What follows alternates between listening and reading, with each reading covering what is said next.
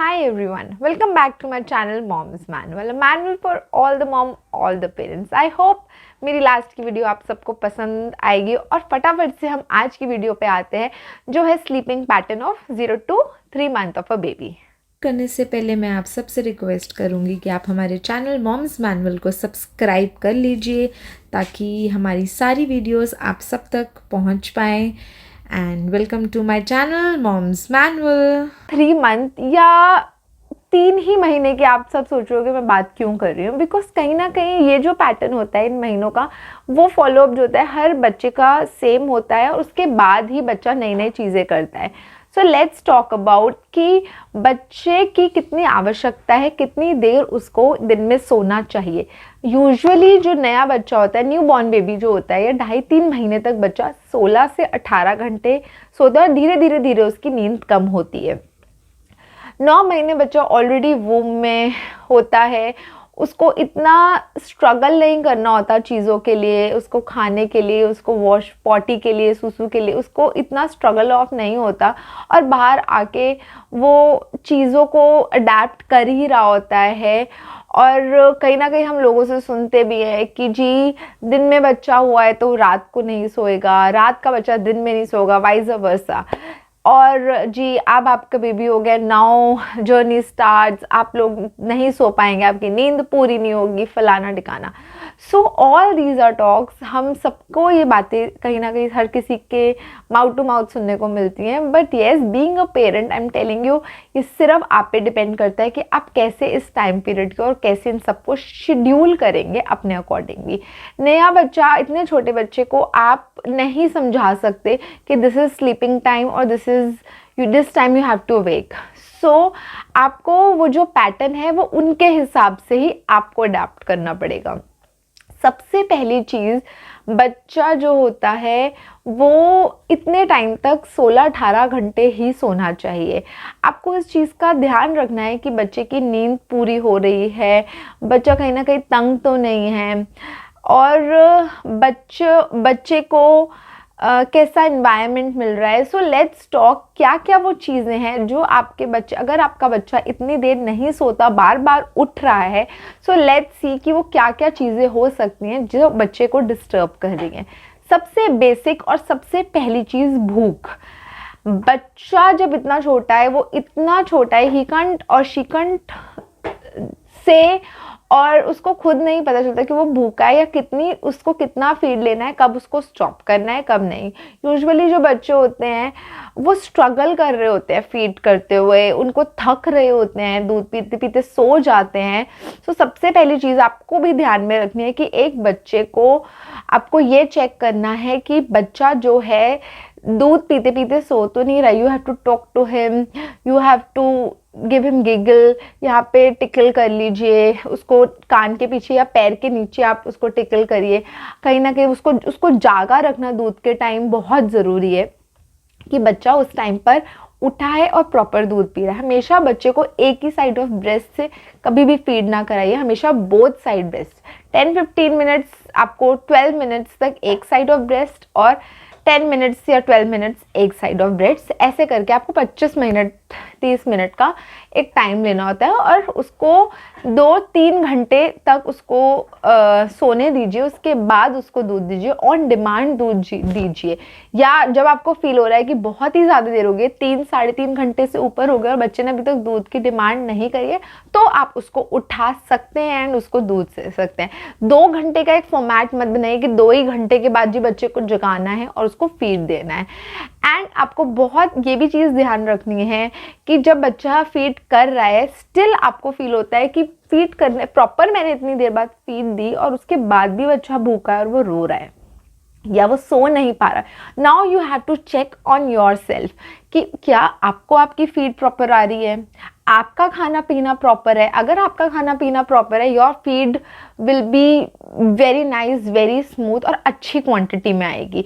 अगर आपका ही खाना पीना नहीं अच्छा है, वो कहीं ना कहीं आपके बच्चे के ऊपर इम्पैक्ट करेगा, फीड के ऊपर इम्पैक्ट करेगा। सो कीप इन माइंड, जितना अच्छा आप खाएंगे उतनी अच्छी आपकी फीड डेवलप होगी।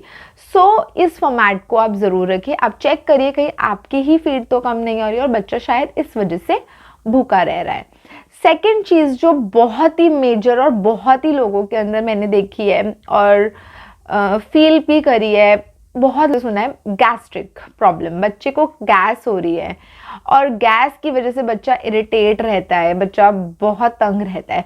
सो सबसे पहली चीज़ जो आपको करनी है, whenever you give feed to a baby 10-15 minutes you have to take him इस पॉस्चर में। मैंने अपनी लास्ट की वीडियो में आपको बताया था कि कैसे आपको बच्चे को बर्प दिलाना है।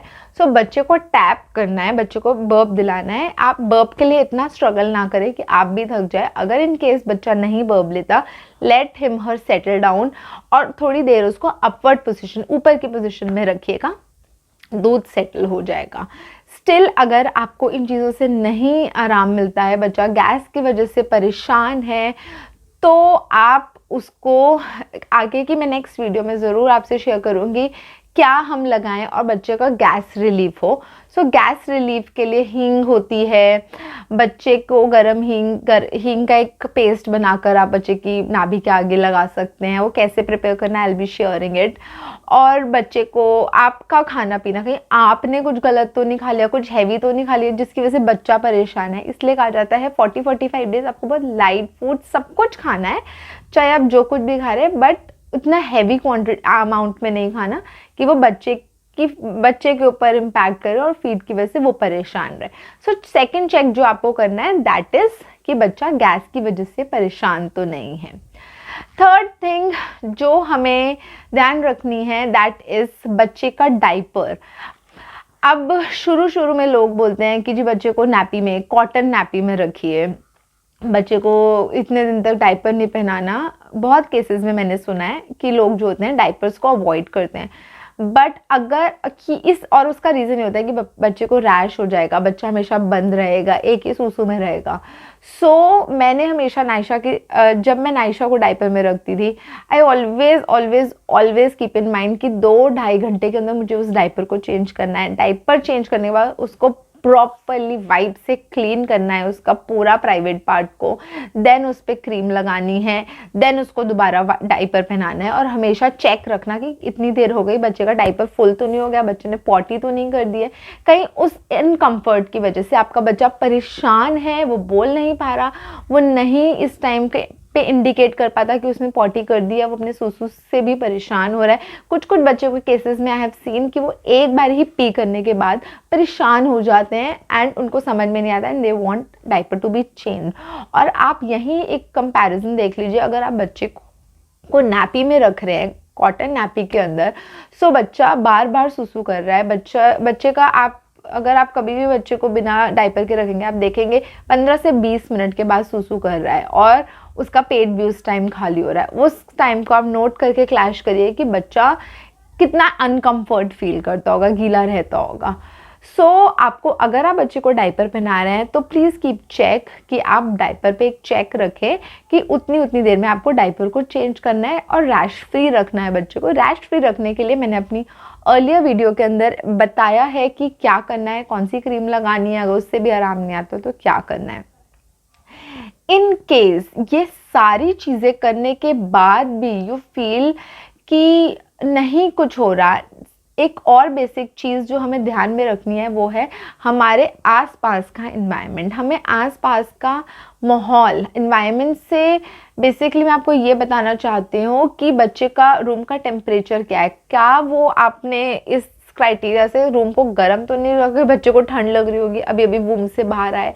हमेशा बच्चे को 26 से 27 न्यू बिल्कुल बॉर्न बेबी को डॉक्टर भी बोलती हैं कि 26-27 डिग्री इसके अंदर हमें बच्चे को रखना है। उस रूम को ना ज़्यादा ठंडा कर दीजिए, ना ज़्यादा गर्म करिए।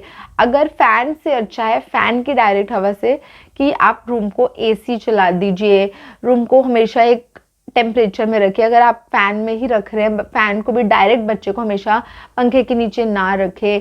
आपके आसपास शोर कैसा है, आप लोगों बच्चे का रूम का एनवायरनमेंट कैसे बनाकर उसको सुला रहे हैं, लाइट ऑफ ऑन। इतने छोटे बच्चे को सिर्फ लाइट्स ही पता चलती हैं कि लाइट चल रही है, उसके बाद उसको सिर्फ एक ही लाइट का पता चलता है। सो उस टाइम डिम लाइट रखी है, बच्चा जब सो रहा है, आसपास उतना शोर ना रहे। जब नाइशा यूज टू स्लीप मैं हमेशा ध्यान रखती थी कि इतना भी मुझे पेन ड्रॉप साइलेंस नहीं करना कि बच्चा उस चीज़ के हैबिचुअल हो जाए कि जब वो सो रहा है तो उसको बिल्कुल शांति चाहिए। हल्का उसको उस इन्वायरमेंट में, अपने घर के इन्वायरमेंट में सेट करिए। ऐसा नहीं कि आप हर चीज़ को ही चेंज कर दे, अपने घर के इन्वायरमेंट के हिसाब से अपने बच्चे को भी मोल्ड करिए। लेकिन कीप इन माइंड कि जब आपका बच्चा सो रहा हो तो उस रूम का जो एटमॉस्फेयर हो, रूम के अंदर उतना शोर ना हो। ऐसा ना हो कि टीवी तेज चल रहा है और बच्चा सो रहा है, सो वो उस डिस्कम्फर्ट से भी बच्चा नहीं सो पाता। और हमेशा बच्चे को ज़बरदस्ती ना उठाएं। बच्चे का यूजुअली मैंने मदर्स को देखा है कि रात के लिए उनको क्या होता है, वो रात को बच्चे को उठा के फीड कराती हैं कि जी 2 घंटे हो गए बच्चे को उठा दूँ। नहीं, ऐसा बिल्कुल ना करिए। 3 आवर्स, 3.5 आवर्स बच्चे वैसे डिमांड, यूजुअली बच्चे जब भूखे होते हैं वो डिमांड कर देते हैं दूध की। इन केस आपको खुद फील हो रहा है कि 3 से 4 घंटे हो रहे हैं बच्चे ने दूध नहीं डिमांड करा है, तो आप रात के टाइम उसको उठाइए एंड उसको फीड करवाइए एंड प्रॉपर बर्ब दीजिए। बर्ब नहीं लेता है सो थोड़ी देर अपवर्ड पोजिशन में रख के देन उसको वापस सुलाने की, वापस वो सो जाएगा। एंड लास्ट थिंग, अगर इन सारी चीज़ों को होने के बाद भी you feel there is no change, your baby is not sleeping, then do consult a doctor, because मे भी कुछ उसको इंटरनल प्रॉब्लम हो, मे भी उसको कोई दिक्कत हो जिसकी वजह जो आपको भी समझ में नहीं है। उस चीज़ के लिए ज़्यादा देर ना करिए। उस टाइम पे फिर आप फटाफट से एक पीडियाट्रिशियन को कंसल्ट करके ज़रूर बात करिए कि दिस इज़ हैपनिंग। मेरी राय यही रहेगी कि बच्चे को कोई बाहर की दवाई, कुछ सोने के लिए कोशिश करने के लिए कोई भी ऐसी चीज़ ना दे कि बच्चा सो जाए। ये सब आपके ऊपर ही डिपेंड रखेगा कि आप कैसे कैसे इन चीज़ों को फॉलो कर रहे हैं और कैसे कैसे फिर बच्चा उन चीज़ों को ले पा रहा है। बच्चे के साथ ज़बरदस्ती ना करें किसी भी चीज़ की। एंड ये सारी चीज़ें आप करिए, देखिए, यू विल फील कि हाँ, इतने छोटे बच्चे के साथ कैसे हमें अपने आप को भी बदलना है एंड अपनी भी नींद लेनी है। And you have to sleep with them only when they are sleeping. If your baby you feel कि वो ऐसे ऐसे ही नहीं सो रहा है और कुछ कर रहा है, you don't have to be, अपने आप को भी टायर्ड ऑफ नहीं करना। ये सब चीज़ें फॉलो अप करनी है आपको। सो आई विश, आई होप मेरी ये वीडियो आप लोगों को हेल्प करेगी। फ्यू सजेशंस जो I have learn from my own experience when I was a new mommy and मेरे को भी चीज़ें नहीं समझ में आ रही थी। So I keep on struggling things, लोगों से सुनना जानना, बट येस, आज सब कुछ जान के पहचान के I am here to discuss my all experiences with you guys. And I hope मेरी आज की वीडियो भी आप सबको बहुत पसंद आएगी। Please like, share and subscribe Mom's Manual, and we guys are on Instagram also. Please follow us on Insta also, and thank you so much for watching my video. Keep watching, guys.